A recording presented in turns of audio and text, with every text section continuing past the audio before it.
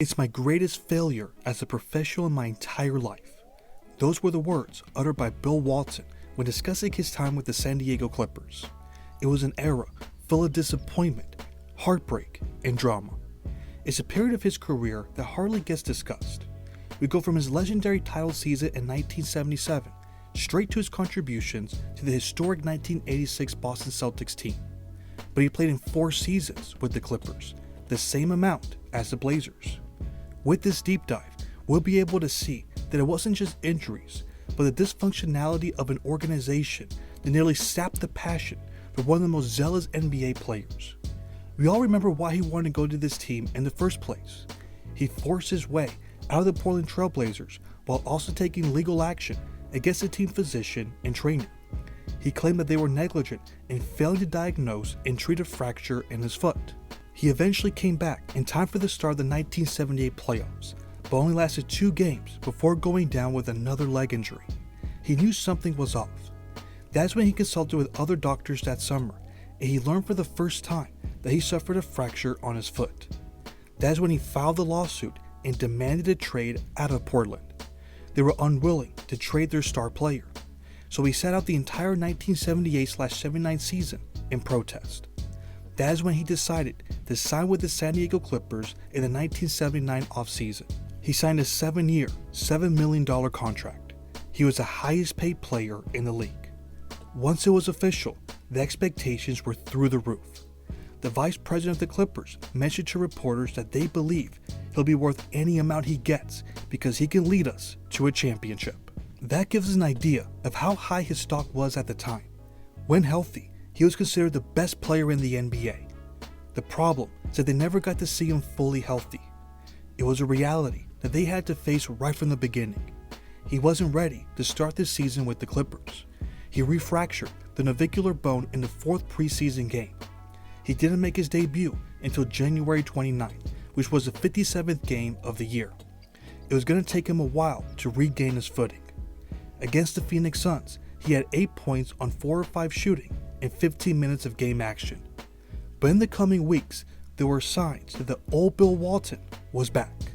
Against the New Jersey Nets, he posted 6 blocks in just 25 minutes of play. His best showing came against the Utah Jazz.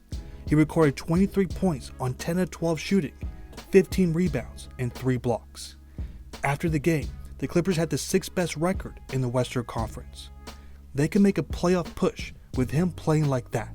However, he only played 1 more game after that remarkable performance. All of a sudden, he was out for the rest of the year. The team doctors found a stress reaction in his left foot. If he continued playing, they feared it could develop into a stress fracture.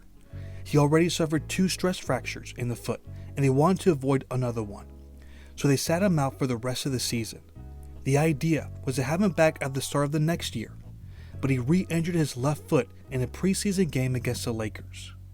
After missing the first half of the season, he shocked the NBA world when he made this proclamation. In a radio interview, he made this statement: "I know I can't ever play again. Realistically, the odds of physical problems are all against me ever playing again. Sure, you like to think one day you'll come back, and idealistically, you like to keep some hope.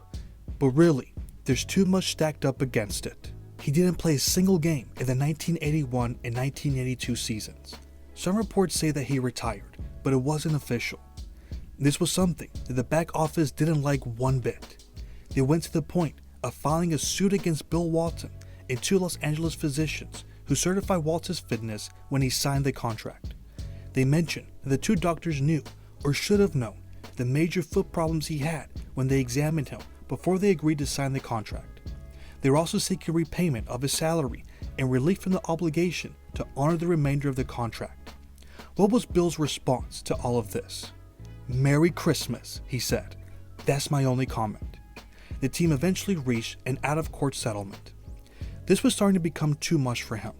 He mentioned that it was frustrating, disappointing, and psychologically devastating because they couldn't find out what was wrong with his feet. Apparently, he didn't know that not feeling pain in the feet was normal. You couldn't blame him for contemplating leaving the sport for good. During his 2-year absence, he was starting to think about life beyond basketball. In the fall of 1981, he entered Stanford Law School. His next potential career was to practice law, but his passion was still in basketball, and he wasn't going to give up on getting back to the court. While all this was happening, there was an important change in ownership. After the 1980-81 season, the team was sold to Donald Sterling for a reported $13.5 million. It was hard to predict what kind of owner he would be, but at first, he was saying all the right stuff. He told the city of San Diego that he was willing to pay top dollar for whatever prospect to build a winning team. But in his first season there, the Clippers went from winning 36 games to 17 games. It was a perfect way to start the Donald Sterling era, and it was a sign of things to come. As we enter the 1982-83 season, Bill was looking to make his comeback, but he had a controversial proposition. He believed he wasn't capable of playing an 82-game schedule, so he wanted to play one game a week while attending his second year of law school. He would also not be attending practice. He was going to be a part-time basketball player. For the first 27 games of the season, he only played 8 of those games. Team management was not excited about this arrangement. They argued that he needed to play more games and that this would be bad for team morale.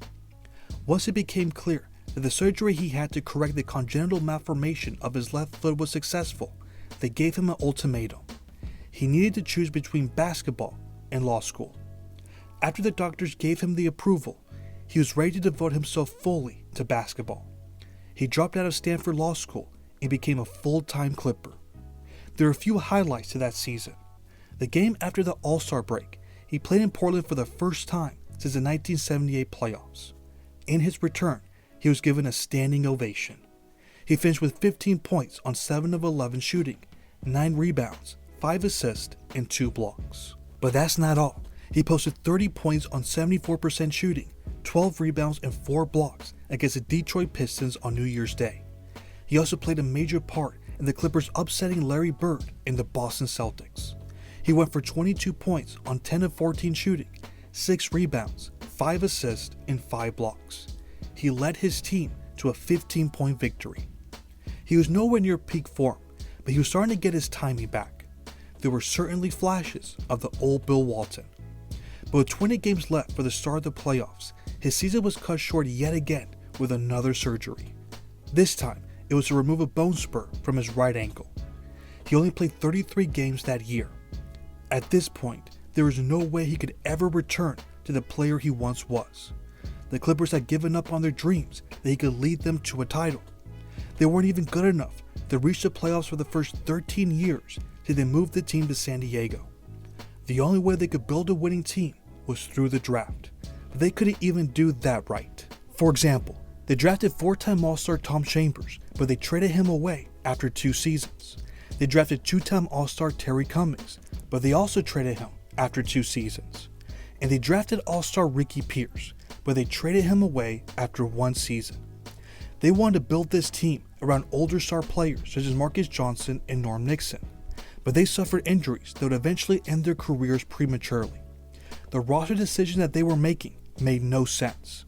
This was a team that had a losing culture, and it was a type of environment that did not suit Bill Walton very well, and he acted out in ways that were out of character.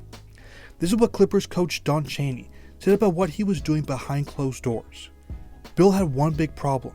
He would at times yell at players on the floor. It came out different than he intended, I'm sure, but no one likes to get embarrassed. Bill embarrassed players, so naturally, hatred developed. On top of that, Clippers GM Carl Scheer mentioned that Bill was an enigma. He didn't practice often, and that brought him a lot of problems with team management. So the question is, what caused him to act this way? He mentioned his feelings to reporters when he said this in 1985. "I don't like losing at all. I just didn't want to be in a situation where it would keep on happening. I still expect to win. I like it that way." He was not used to all this losing. He won at every level of his basketball career. His passion for the game was deeply affected since he decided to play for this organization. But he reached his breaking point after Donald Sterling moved the team to Los Angeles in the 1984 offseason. Bill wanted nothing more than to win his hometown. Although he understood the reasoning behind the move, he didn't like what Donald Sterling was doing to make this a reality. There was a pattern of cutting back on the spending for the franchise. That includes spending the bare minimum for training camp, scouting, advertising, and medical expenses. In fact, in the 1982-83 season, Sterling arranged for the team to train at an air station to further cut spending. Bill even told ESPN that the checks bounced higher than the basketballs when Donald Sterling took over. He added that the basketball was awful, and the business side was immoral, dishonest, corrupt, and illegal. He played one season in LA, and his biggest priority was to leave as quickly as possible. He told reporters that the Clippers didn't have what it takes to provide a winning team. He wanted to play for the Boston Celtics. He just needed Donald Sterling to sign off on the deal. To our pleasure, he gave a detailed explanation of everything that happened in that meeting. This is what he said, according to Boston.com. And there's Donald Sterling sitting there in his ostentatious throne behind his big, ornate desk. And he's just leering at me with that reptilian, evil smile of his as I walk in the door. And he says, "Walton, if you want to make this deal go down, I'll owe you a fortune in deferred compensation. And if you want to make this deal go down and you go to Boston, you've got to leave every dime of that money here with me today." Now, this money had already been litigated over countless times, and I had won unanimously every single time. And so I looked at him, and I reached across the desk, and I took that pen, and I signed that paper with as much confidence and bravado as I could possibly muster. I signed it, got up, turned, and never looked back. But as I walked out the door, out on the streets of Los Angeles that day, I asked myself, does he, Donald Sterling, really think that all his money, and now all of mine, would ever buy back his soul? As they say, the rest is history. He helped the Boston Celtics have one of the greatest single seasons by any team in history, and he became a champion in his first year there. His love and passion for the game were back, but his drama with the team didn't end. In 1989, he was sued by the Clippers. They stated that he breached his contract by engaging in activities that impaired his ability to play. They even went as far as to claim that he engaged in illegal substance abuse. He, of course, denied these allegations, and this matter was moved to arbitration. It was an extremely ugly breakup. Even with the way he was mistreated, he still felt a lot of regret for the way his career played out with the organization. He talked about this to ESPN, and he gave an emotional response. "When you fail in your hometown, that's as bad as it gets, and I love my hometown. I wish we had NBA basketball here, and we don't because of me. I cannot get the job done in my hometown. I'll never be able to wash that off, and I carry it with me forever. I wouldn't say it if I didn't believe it. I was injured literally the whole time. If I could have played, we would still have NBA basketball in San Diego. If I were any kind of man, I would have just quit on the spot when the team moved to Los Angeles and said, I'm staying here. But I wasn't in a good place. I wasn't healthy. I was not strong enough to stand up for what was right. I should have stayed in San Diego and done something else. I was very sad." It's clear that he had every intention to bring winning basketball to the city of San Diego, but his body betrayed him, and the losing culture affected his brilliant basketball mind in ways he couldn't imagine. Even the greatest players need a strong foundation to make the most of their talents. But what about you all? What do you remember the most from this era of Bill Walton's career? Do you think he could have saved this franchise if he were healthy? Let me know in the comments. Thanks for watching.